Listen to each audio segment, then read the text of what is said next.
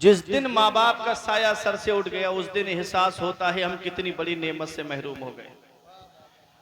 ऐ नौजवानों, कभी माँ बाप की बद्दुआएं लेने का सबब मत बनना, उनकी दुआएं लेने का सबब बनना। मेरे आका हुजूर सल्लल्लाहु अलैहि वसल्लम इरशाद फरमाते हैं, तीन लोगों की दुआएं कभी रद्द नहीं होती। तीन लोगों की दुआएं कभी रद्द नहीं होती। वो जब भी दुआ करते हैं अल्लाह उनकी दुआ को कबूल फरमाता है। वो तीन कौन है? मेरे आका फरमाते हैं, मुसाफिर की दुआ रद्द नहीं होती। मुसाफिर जो सफर की हालत में है वो दुआ करे तो अल्लाह ताला उसकी दुआ को कबूल फरमाता है। मेरे आका फरमाते हैं, मजलूम की दुआ कभी रद्द नहीं होती। मजलूम जिसको सताया जाए, जिस पे जुल्म किया जाए, सताने से बचना, किसी पे जुल्म मत करना। मौलाना रूम फरमाते हैं, मजलूम का अल्लाह के दरमियान कोई पर्दा नहीं है। हम दुआ करेंगे, हमारी दुआ बाबे इजाबत पे जाएगी, कब कबूल होगी? मजलूम की एक आह एक जहान को बर्बाद कर देती है। किसी के दिल दुखाने का सबब मत बनना, किसी को सताने का सबब मत बनना। नहीं बेटा, तुम सुकून से बैठ जाओ। नहीं, बहुत मेहनत से जलसा सजाया जाए। नहीं, इन कमेटी वालों से पूछो कैसे पैसे जमा करे होंगे, भीख की तरह पैसे मांगे होंगे, तब इतना बड़ा जलसा सजा होगा। तीन लोगों की दुआएं कभी रद्द नहीं होती। मुसाफिर की दुआ, मजलूम की दुआ और औलाद के हक में उसके बाप की दुआ। जब भी दुआ करते हैं अल्लाह उनकी दुआओं को कबूल फरमाता है। आज हम दुआएं कराते फिर रहे हैं। मैं आया, हजरत दुआ करो, कारोबार में बरकत नहीं होती। पीर साहब आ गए, अरे पीर साहब आ गए, हजरत दुआ कर दो, कारोबार में बरकत नहीं होती। जाकर के जगह जगह हजरत दुआ करो, कारोबार में बरकत नहीं होती। घर में माँ बाप बैठे हैं, उनसे दुआएं लो। इतनी जल्दी किसी मौलाना की, पीर की दुआ कबूल नहीं होगी जितनी जल्दी माँ बाप की दुआ औलाद के हक में कबूल होती है। आज माँ बाप एक एक पैसे के लिए परेशान हैं, माँ बाप एक एक पैसे के लिए दुखी हैं, माँ बाप दवाई के लिए परेशान हैं और बेटा अजमेर की बड़ी देग में पैसे डाल कर आ रहा है। इधर माँ बाप एक एक पैसे के लिए परेशान है, बेटा नैनीताल की सैर कर रहा है। इधर माँ बाप एक एक पैसे के लिए दुखी हैं और बेटा होटलों में खाना खा के वेटरों को टिप देकर आ रहा है। अल्लाह कुरान के दूसरे पारे में फरमाता है, सबसे बेहतर खर्चा वो है जो माँ बाप को दिया जाए। 500 रुपए कमाते हो, 100 रुपए उसमें से अपने माँ बाप को खर्चे के लिए दे दो, 400 रुपए बचे, उसमें अल्लाह इतनी बरकत अता फरमाएगा कि तुम्हारी नस्लें खाएंगी तब भी बरकत खत्म नहीं होगी। लेकिन माँ बाप एक एक पैसे के लिए दुखी हैं, माँ बाप एक एक पैसे के लिए परेशान हैं और बेटा है कि दोस्तों के साथ में पार्टियां करता नजर आ रहा है।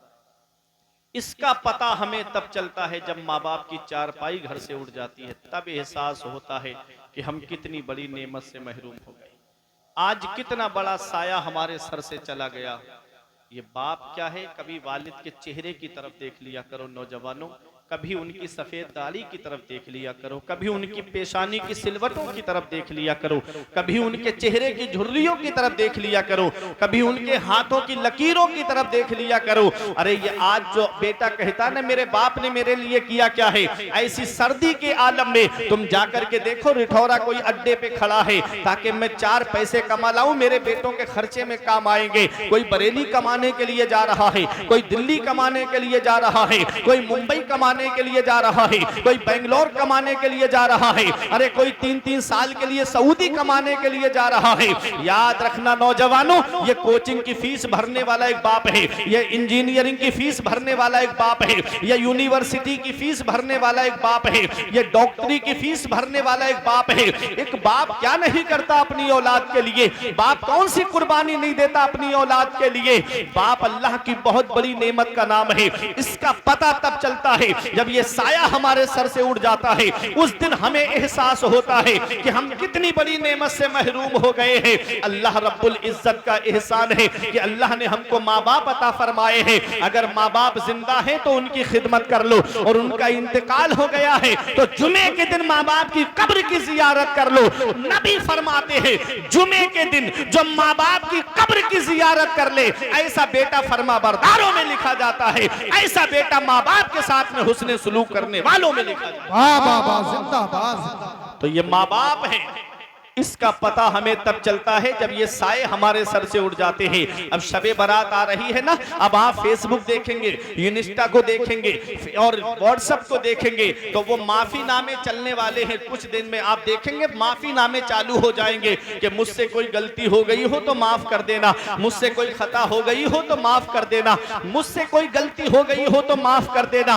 इधर बाप नाराज बैठा है, इधर भाई नाराज बैठा है, इधर बहनें नाराज बैठी है, इधर मां नाराज बैठी है, इधर चचा ताऊ से झगड़ा करके नाराज बैठा हुआ है। याद रखना, और माफी कहां मांगी जा रही है? फेसबुक पर। नाराज कहां है? घर के अंदर परिवार वाले। माफी इंटरनेट पे मांगी जा रही है, माफी फेसबुक पे मांगी जा रही है, माफी व्हाट्सएप पे मांगी जा रही है। वो जो तुमको पहचानते तक नहीं उनसे माफी मांग रहे हो, जो तुमको जानते तक नहीं उनसे माफी मांग रहे हो। अरे जो तुमको जानते तक नहीं है उनसे माफी मांग रहे हो। माफी अपने वालिद से आकर के मांगो, माफी अपनी माँ से आकर के मांगो, माफी अपने भाई बहनों से आकर के मांगो, अपने चचा ताऊ से आकर के मांगो। जिनके दिल को तुमने दुखाया है वो तुमको माफ करेंगे, अल्लाह तुमको माफ फरमाएगा, वो तुमको माफ करेंगे, मेरा रब तुमको माफ फरमाएगा। याद रखना प्यारे मुसलमानों, माँ बाप अल्लाह की बहुत बड़ी नेमत है, इनको कभी नाराज मत करना, कभी इनको सताने का सबब मत बनना। मौलाना रूम फरमाते हैं पहली मोहब्बत है माँ बाप की जो दुनिया में बदला मांगती है। अगर तुमने अपने माँ बाप के साथ भलाई की तो तुम्हारी औलाद तुम्हारे साथ भलाई करेगी, और अगर तुमने अपने माँ बाप के साथ भलाई नहीं की तो बुढ़ापे में ये उम्मीद लगा के मत बैठना कि तेरी औलाद तेरा सहारा बन जाएगी। इसलिए किसी को सताने का सबब मत बनना, किसी का दिल तोड़ने का सबब मत बनना। मौलाना रूम फरमाते अज हजार काबा यक दिल बेहतरस, दिल बदस्त आबुर के हज अकबरस। किसी मुसलमान का दिल रख लेना ये हज अकबर है, बड़ा वाला हज है, अल्लाह हज अकबर का सवाब अता फरमाए। सुभान अल्लाह, सुभान अल्लाह। नारे तकबीर, नारे रिसालत, बस लगे आला हजरत, अज़मते वालिदैन, जिंदाबाद जिंदाबाद। अपनी आखिरत की तैयारी करो, नेक अमल करके दुनिया से जाओ, मुत्तकी बन के दुनिया से जाओ, परहेजगार बन के दुनिया से जाओ। वला तज़िरु वाज़िरतुन विज़रा उखरा, कयामत में कोई जान किसी जान का बोझ नहीं उठाएगी। सबको अपना अपना हिसाब देना है, सबको अपना अपना जवाब देना है। क्या तैयारी की हमने आखिरत की, क्या तैयारी की हमने कब्र में जाने की। ये अचानक आने वाली मौतों से इबरत हासिल नहीं करते, ये अचानक आने वाली मौतों से नसीहत हासिल नहीं करते।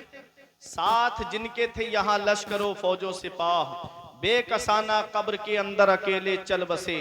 एक साथ भी ना ठहरे वादा जिनका आ गया, जी के जी में रह गए अरमान सारे चल बसे।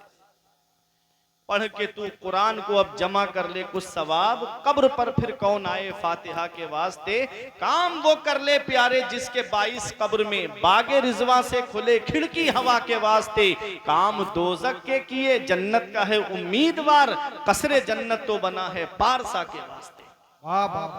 जो मुत्तकी हैं, जो परहेजगार हैं, वो डरते हैं अपने रब से। उनके दिल में खौफे खुदा है कि हम अपने रब के सामने खड़े कैसे होंगे, हम जवाब कैसे देंगे।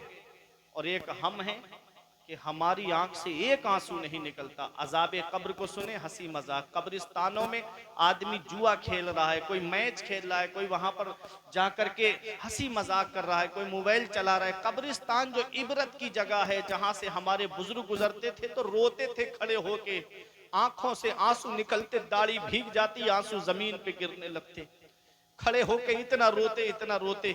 मौला अली शेरे खुदा गुजरते तो खड़े होके रोने लगते। पूछने वाले पूछते आप इतना रोते हो?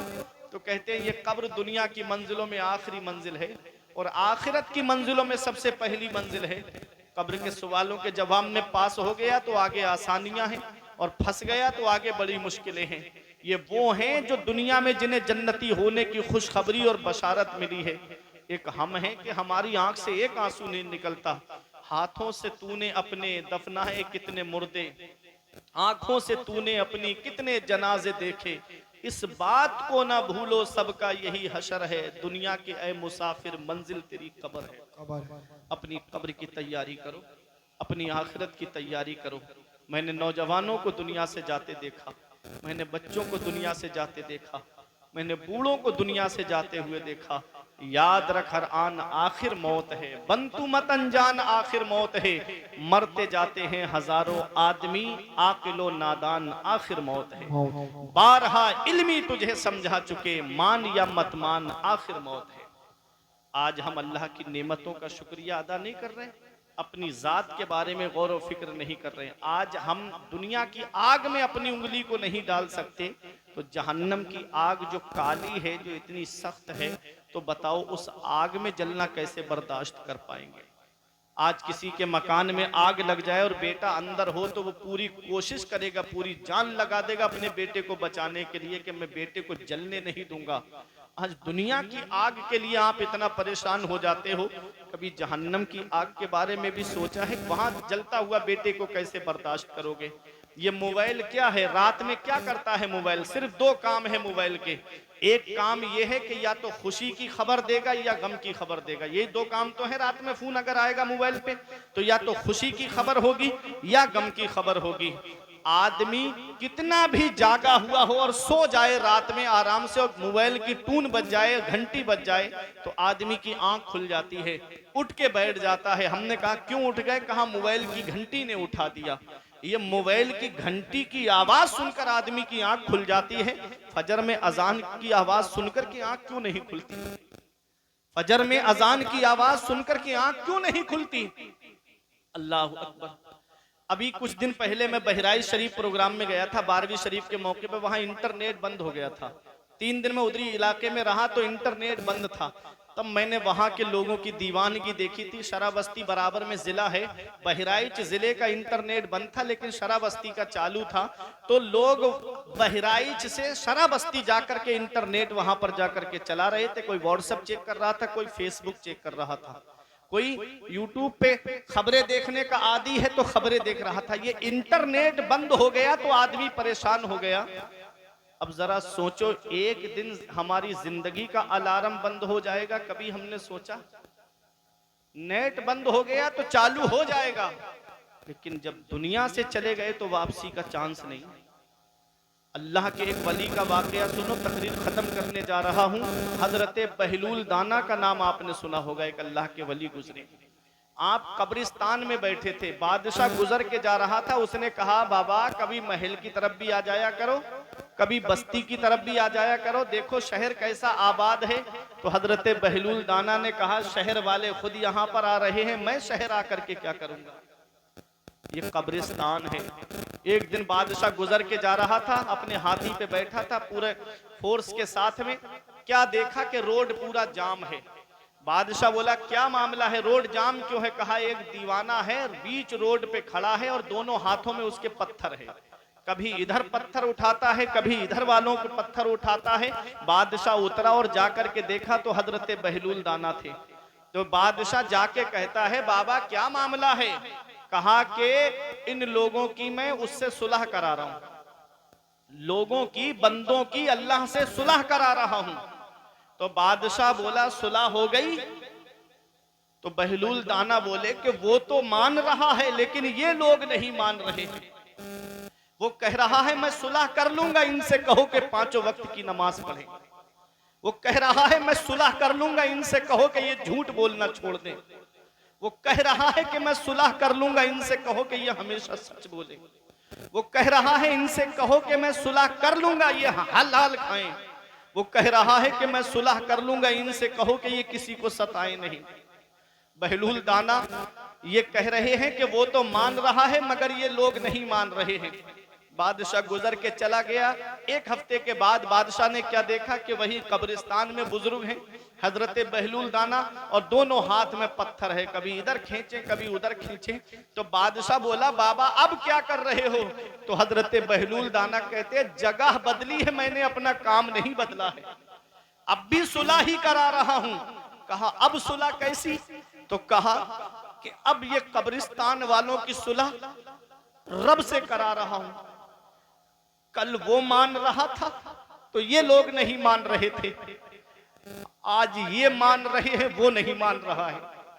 मरने के बाद कोई चांस नहीं मेरे अजीजों, मौत से पहले ही तौबा कर लो। दुनिया से जाने से पहले तौबा कर लो। ये अल्लाह वाले हैं जो कितनी नसीहत की बातें हमको बता के चले गए, कितने सच्चे पैगाम दे करके हमको चले गए। आज मौका है, सुलह कर लो, आज मौका है, जिंदगी की डोर चल रही है, तौबा कर लो, अपने रब को राजी कर लो।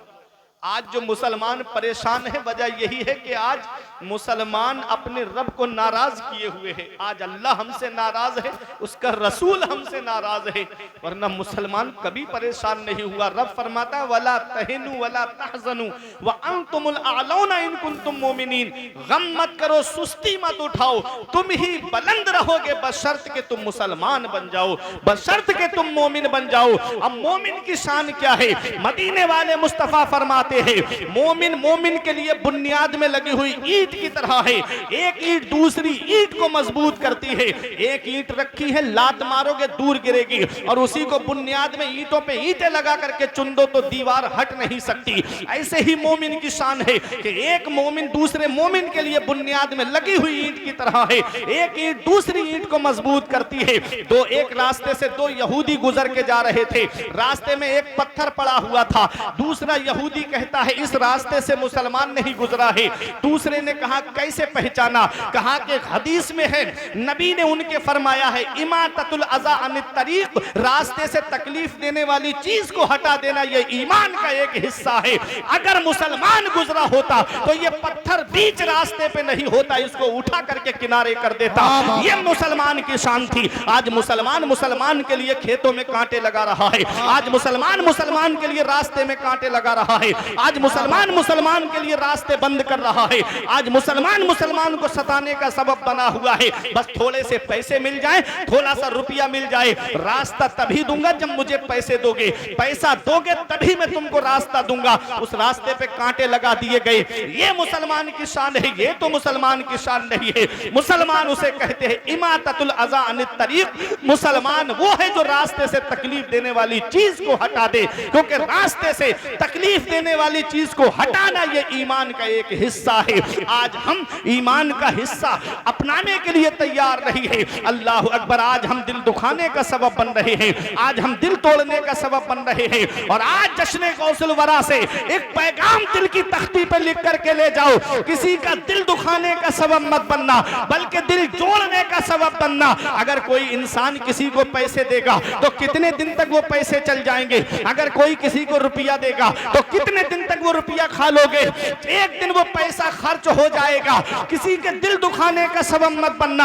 आज ब्याह शादी का मौका आए तो हमारे यहाँ के हालात बदलते चले जाते हैं। अल्लाह ने नेमत की शक्ल में एक बेटा दिया था, अल्लाह का शुक्र अदा करते, मौला किसी के घर में चिराग जलाने वाला नहीं है, तूने मेरे घर में चिराग जलाने वाला तो दिया है, अल्लाह का शुक्र अदा करते। लेकिन जब उसकी शादी का नंबर आया तो किस्म किस्म की खुराफात जहन में आने लगी। मेरा एक ही तो बेटा है, इसकी शादी बड़े धूमधाम से करूंगा, इसकी शादी इतनी आसानी से नहीं करूंगा। फला को मेरे पड़ोस में बुलेट मिली है, मुझे 4 व्हीलर चाहिए। ये किस्म किस्म की लंबी लंबी डिमांडों के दरवाजे खोल दिए।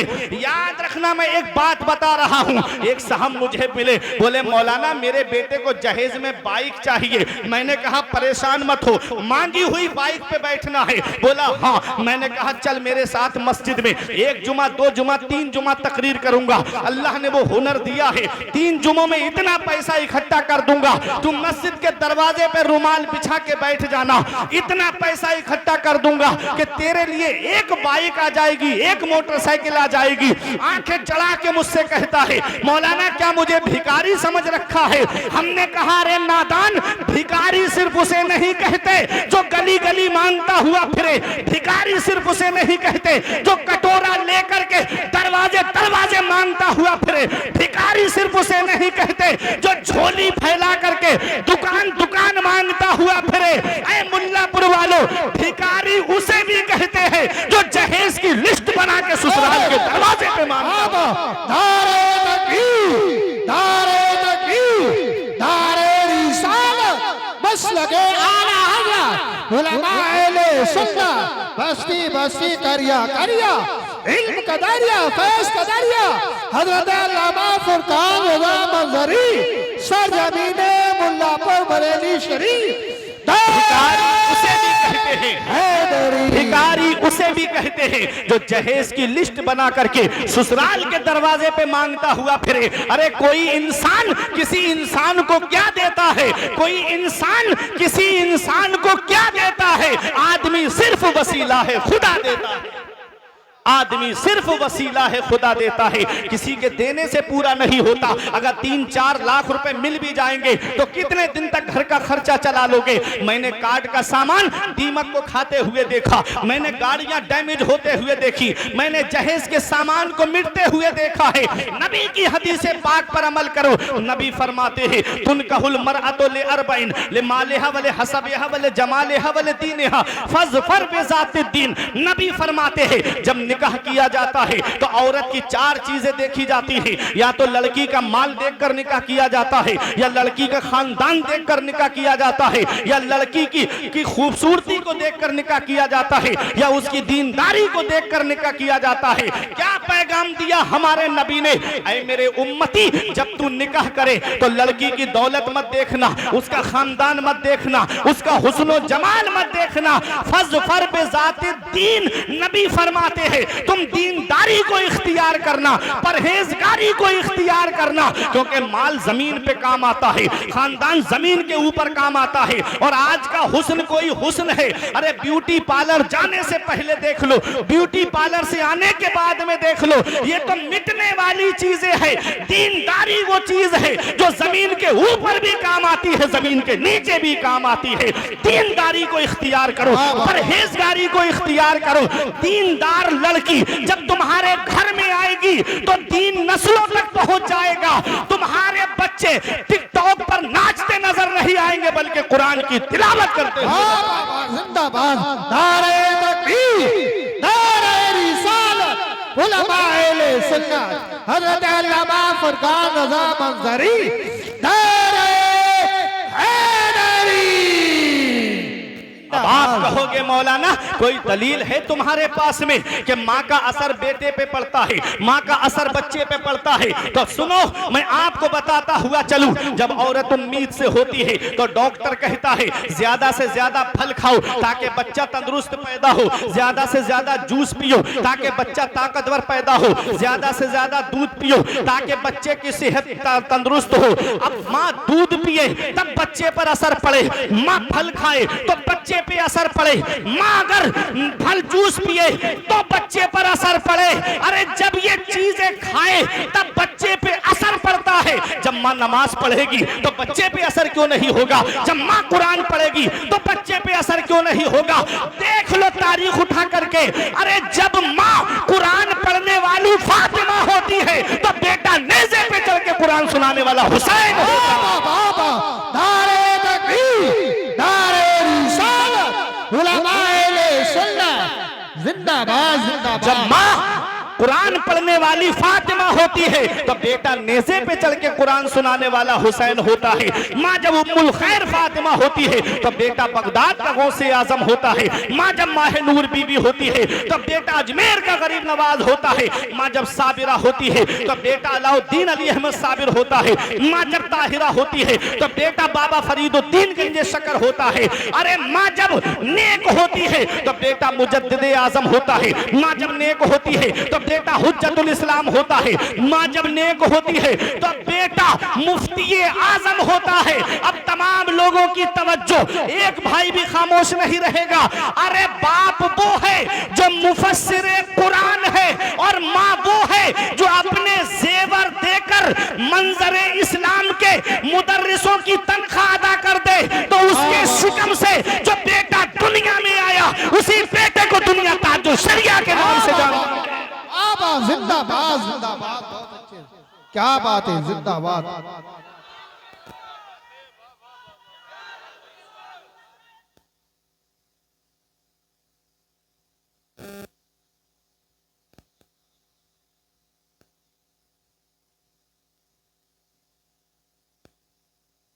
ये अपने बच्चों को वक्त से पहले जवान कर दो।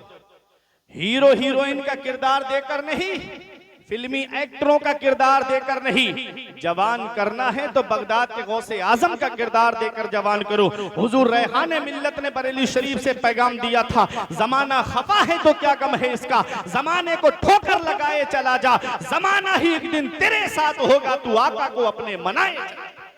अरे बोलो मोहब्बत से सुभान अल्लाह।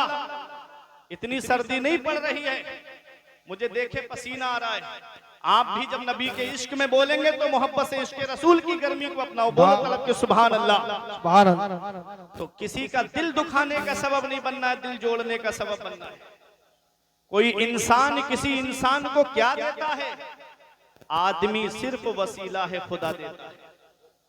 आदमी सिर्फ वसीला है, खुदा देता है। जरदार देख कर ना जमींदार देखकर, रिश्ता करो नबी का वफादार देखकर। जरदार देखकर ना जमींदार देखकर, रिश्ता करो नबी का वफादार देखकर। आज बेटियां बोझ बनती जा रही हैं, क्यों? जहेज की लंबी लंबी डिमांड की वजह से।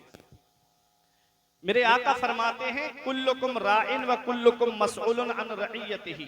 तुम में का हर शख्स जिम्मेदार है और अल्लाह कयामत के दिन हर शख्स से उसकी जिम्मेदारी के बारे में पूछेगा। बाप औलाद का जिम्मेदार है, छोटा भाई बड़ा भाई छोटे भाई बहनों का जिम्मेदार है, शौहर बीवी का जिम्मेदार है। हर शख्स से उसकी जिम्मेदारी के बारे में पूछा जाएगा। मस्जिद का इमाम तबलीग दीन के एतबार से अपनी बस्ती का जिम्मेदार है। हर शख्स जिम्मेदार है।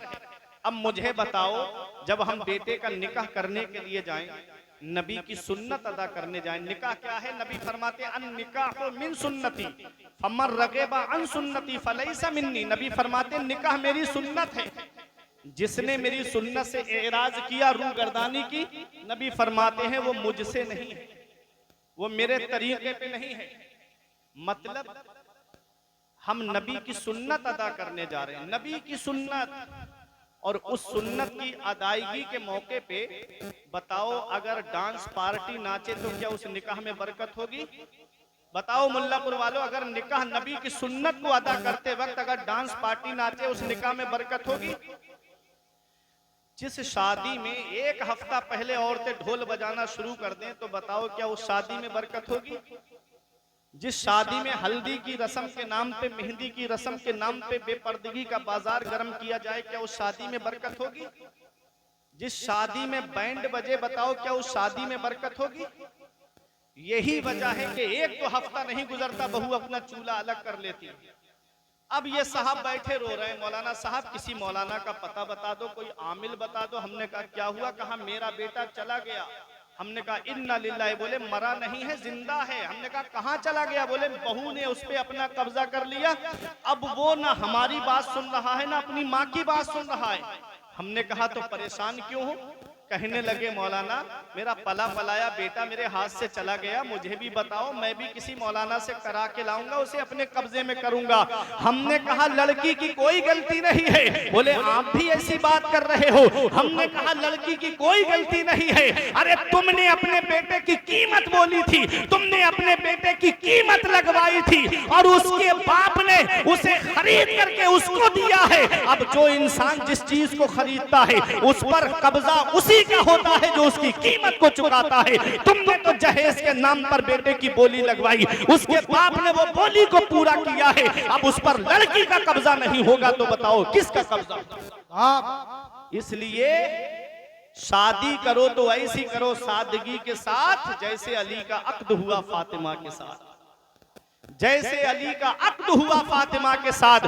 हमने कहा हम मांगने से मना नहीं करते, मांगो, मांगना मोमिन की शान है। यही बात बता के बैठने जा रहा हूं, मांगने से मैं मना नहीं करता, मांगो, मांगना मोमिन की शान है। लेकिन कहां मांगना चाहिए? ये कारी हसन रजा से मत पूछो, ये नईम से मत पूछो, ये आप हाजी जी से मत पूछो, ये अपनी मस्जिद के इमाम से मत पूछो। अरे चलो बरेली शरीफ चलते हैं और आला हजरत की बारगाह में चलो और इमाम इश्क मोहब्बत से पूछो, ऐ आला हजरत हम कहां मांगे, कौन हमें देगा? तो गुंबदे रजा से आवाज आती है, कौन देता है? देने को मुंह चाहिए। कौन देता है? देने को मुंह चाहिए। देने वाला है सच्चा हमारा नबी। बाबा बाबा जिंदाबाद जिंदाबाद जिंदाबाद। सच्चा हमारा नबी, अरे ये दुनियादार देंगे 1-2 साल में खत्म हो जाएगा, मदीने वाले मुस्तफा देंगे तो वो खत्म नहीं होगा।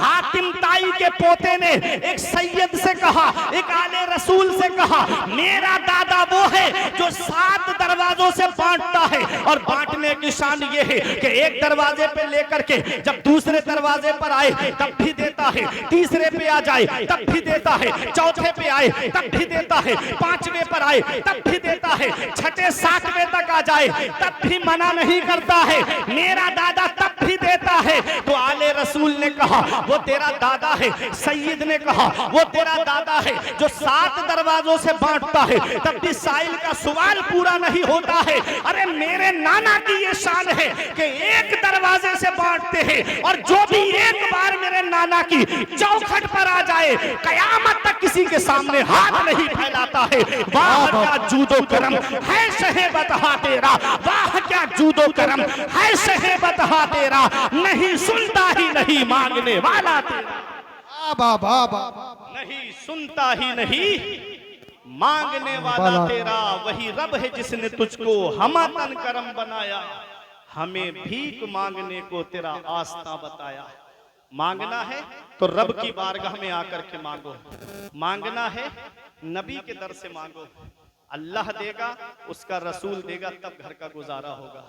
किसी के सामने हाथ मत फैलाना, जहेज की लंबी लंबी डिमांडों के नाम पे किसी के सामने झुकना नहीं, बस कहना मेरा रब जो मुझे देगा वो मेरे लिए काफी है, और जो किस्मत में आपके पास आपके लिए है वो आपके पास आएगा।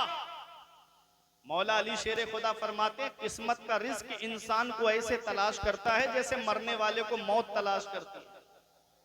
तो जो आपकी किस्मत में है वो आपको मिलेगा, किसी के सामने झुकना नहीं, हाथ नहीं फैलाना। ये पैगाम है आज के जलसे से मेरा आपके लिए। और जब शादी करने जाओ तो अपने बच्चों की शादी में शैतान को शामिल मत करना।